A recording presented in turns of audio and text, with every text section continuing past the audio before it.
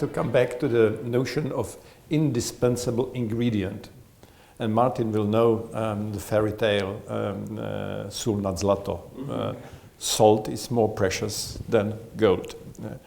And there's a fairy tale in Czech. I don't know whether there is. No, that one I will not tell the fairy tale. But without salt, and you are a great cook, I know, you really cannot cook a great meal. You can't. It just activates the taste. But salt is not edible on its own. So it's an ingredient. And we are supplying that ingredient to all the people who matter for the people processes, people development, people energy. Leaders, HRs, chief financial officers, because it's about people. So it's an ingredient, it is not a holy grail of everything, that you throw everything out and bring this ingredient and eat it. No, you will get sick. But this is absolutely critical, because I was a consultant for a long time, and consultants do projects, and they're at the client for a limited period of time, and then they leave. And sometimes that works well, if you got a balance between what the client can do and what you do as a consultant. Surprisingly often, or inconveniently often, it doesn't work. And I think the lesson we both have drawn from different experiences around changing organizations over 30 years between us is, if you don't drive the change from within, it's not going to work, and it certainly will not stick. So if you want to change the way a leadership team behaves, change the budget process. If you want to change the type of behaviors that people go around do and the type of people we want in the business, change who you hire. Change the way you develop them smarter. And that for me was the big aha in how you go about driving change. You work, it's almost like more like martial arts and Asian thinking. You move it and nudge it from the inside. You work with the energy of the place, and then you gradually change it over. That's why we use the term modernize instead of disrupt. Because disrupt means taking a sledgehammer out, and you're going to hit you over the head, and we're going to build something else tomorrow. It's not what we do. There is one thing which I believe is extremely important, that once you start to be continuous in measurement, more insightful, then you take politics out of the equation. And that poison is a root cause of malfunction of the postmodern hierarchical organizations supported by HR. I mean, basically wasting I've energy. been there. I've been there with 360s. 360 is a great tool, but it might get at one point in time political, and then it's dead. KPIs as a system might be blown out of the proportion, and people start to be demotivated by the same KPIs because there are too many of them, and so on and so forth.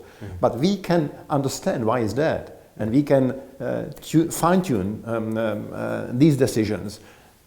Is it good to have KPIs overall? Do you need to have 10 of them? Well, I mean, if you have 10 KPIs, intuitively you say, well, people should have a more balanced motivation. So, no. Here we can basically say 3 and not more. And it's proven that performance goes up. Very practical indications.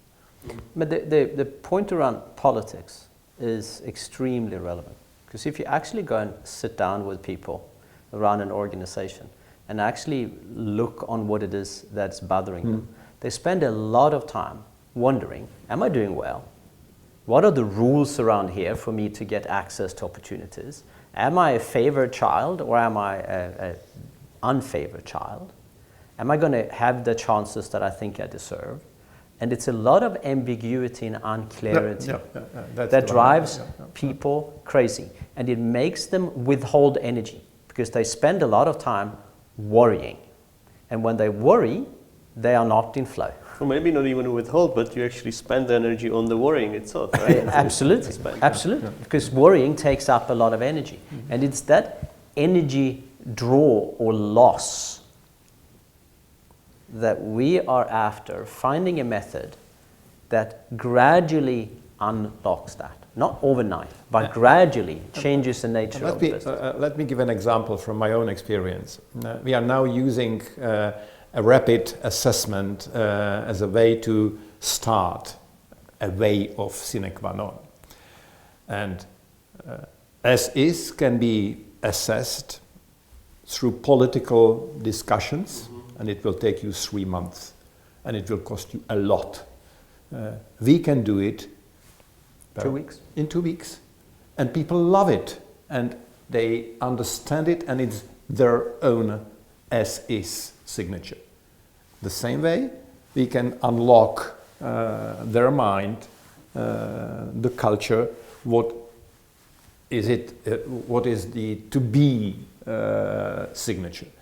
And I remember, and it was still with you in the McKinsey, that it really took us months of agonization, and we articulated like that, and another had and you sit in a room, and people are fencing with words, and you live raw politics in that room, and you have experienced that many times. So I think it's not only clarity and non-political information, but it's also speed, and that saves money, and that saves energy. Yeah, there's this equation, right? Trust goes up, speed goes up, cost goes down, right? The Covey speed of trust. Because it's the amazing thing is when you start to get objective around the key numbers that you have in the human capital in most of our clients. It's just amazing. So the difference in productivity between the average person and a truly high energy person is not 50% more. It's 3 times, 5 times, 10 times more productive. So the whole people side is just full of these non-linear relationships. And it can be statistically interesting to have a non-linear, but it's fantastically interesting from a business point of view. If half my performance is about people and people's behavior, and I have non-linear relationships, and I can shift a relatively small proportion of people into high energy territory, the impact on productivity is gigantic. Yeah. And of course, I don't think that we are the ones who will tell the company it needs to change. I think a good leader has that inner energy which is striving to change. Yeah. And these are the situations which we want to support. So you're saying this is not for everyone? This approach? I think it should be for everyone, and I think that restarting,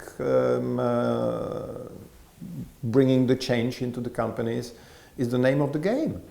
But my feeling is that it is important to early on identify the change imperative and the change eagerness of the leader of the company. Yeah. Of the leaders. It's not the only one, but what is the how to call that, the propensity to change, or the energy to start with? This has actually been a non-trivial journey from that point of view. Mm-hmm. So we certainly work with clients where actually was an implicit expectation that we'll be driving the change. That doesn't work. Okay? That doesn't work. It doesn't even work if it's an explicit expectation. We can't do that. What we can do is we can give leaders that are going for change and are very clear around what the case for change is, we can give them a tool that nobody else can at this point in time. That we can do. So we can give you the toolkit as a CEO to leapfrog the whole people side and access that energy in a way that nobody else can at this point in time. But the leader needs to step up and say, I shall lead this. And we facilitate and give the tools and are running partners, but we don't lead the change. It's crucial. And I must say, I have a few bruises over the years from having gone through this experience and get to this view. So we seek leaders who need to change and want to change, and then actually the partnership is great.